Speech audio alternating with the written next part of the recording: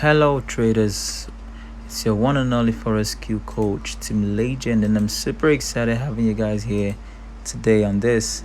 If this is your first time on my channel, could you do me a favor and hit the subscribe button, turn on the notification bell also so that you do not miss out a single thing, because here in this channel all I post are winning strategies to win in the Forex market. Okay, if you get to observe, I've been on this strategy lately, and I'm still on it because it's what I'm still using currently, and it's been working perfectly fine. All right. Apart from my price actions, most times I do use it to get signals that I send out to my VIPs, and even in the general channel where I give free signals.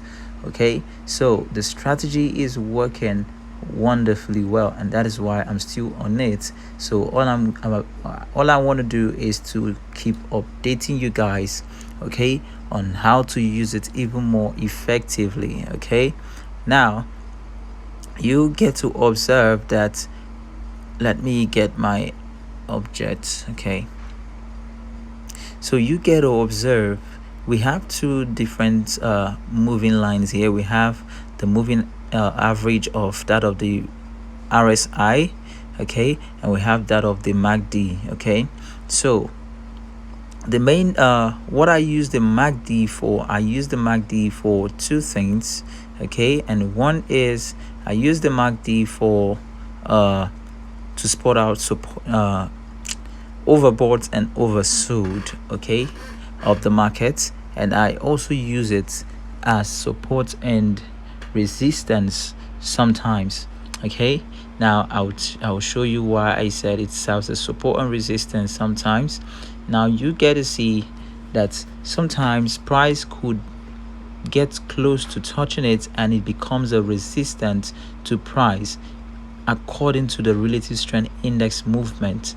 Okay, if we get to observe somewhere around here, we can also see that sometimes it can also serve as that support and that resistance. So but not all the time it gives you that proper movement, because this is indicator, and sometimes it will lag, and sometimes also you would notice that it does not show you the actions immediately, because price would always be faster than the indicator. That is why you don't want to trust fully on indicators. You want to also make sure that you apply proper price actions while trading. Okay, so the main thing that I use indicators for in boom and crash is mainly to be able to get more confirmations. Okay, I always tell my students that your confluence is your confidence. Okay, the more confluence you have to take a trade,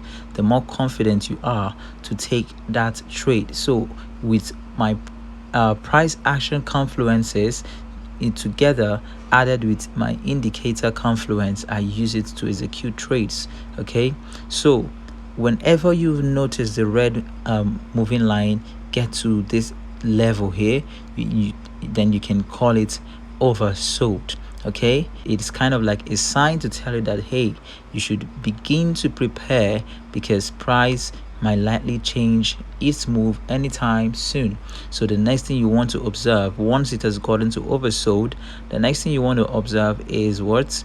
To observe the blue line.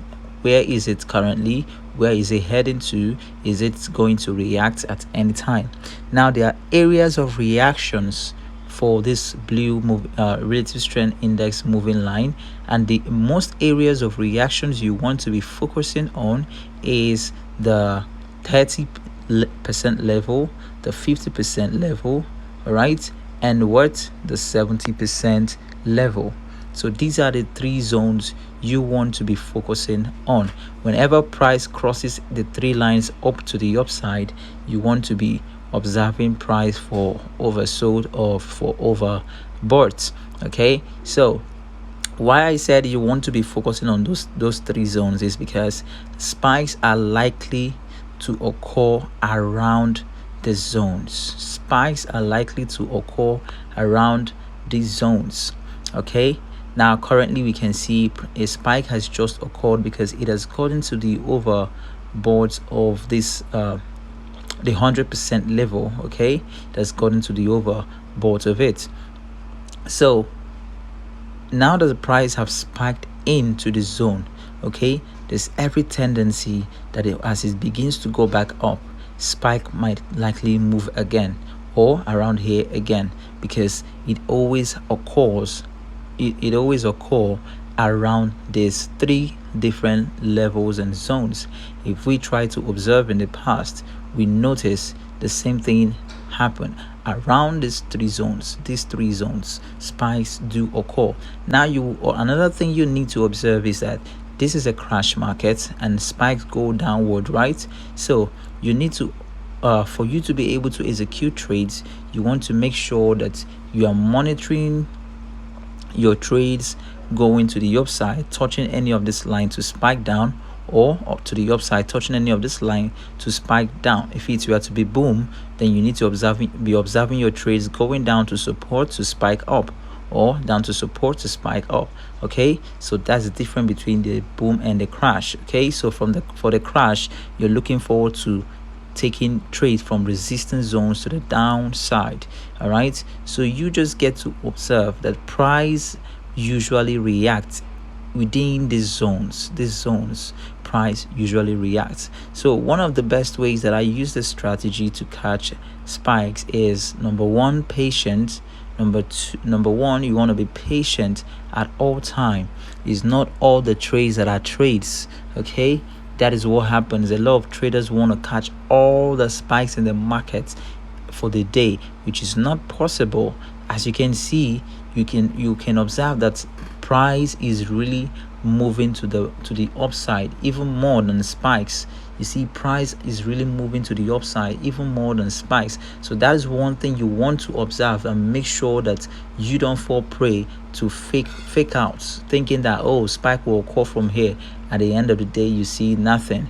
Okay, this is crash market. You want to always check from your higher time frame, is this an uptrend or is it a downtrend? And you can see currently that this is what?